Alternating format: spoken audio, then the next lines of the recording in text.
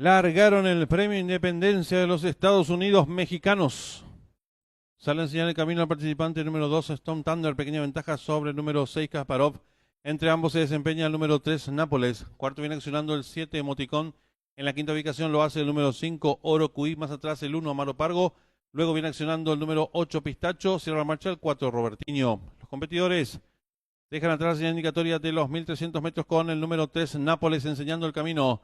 Lo hace con cabeza de ventaja sobre el número 2, Stone Thunder. Tercero se desempeña el número 7, Emoticón. Cuarto viene accionando el número 6, Kasparov.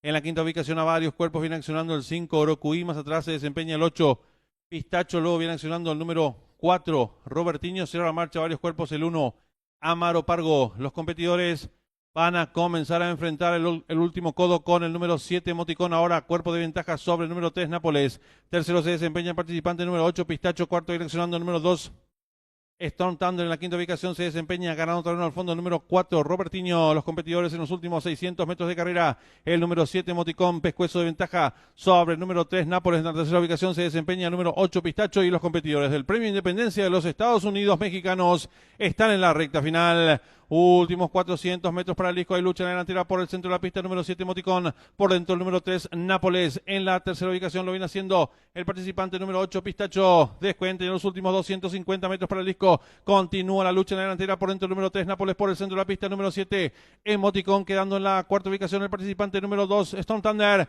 Descuente a los últimos 100 metros para el disco. Domina por el centro de la pista el 7, Emoticón. Amplias ventajas sobre el número 3, Nápoles. Pocos metros para el disco el 7, Emoticón. Y Ariel Sanabria. Varios cuerpos de ventaja sobre el número 3. Tercero el participante número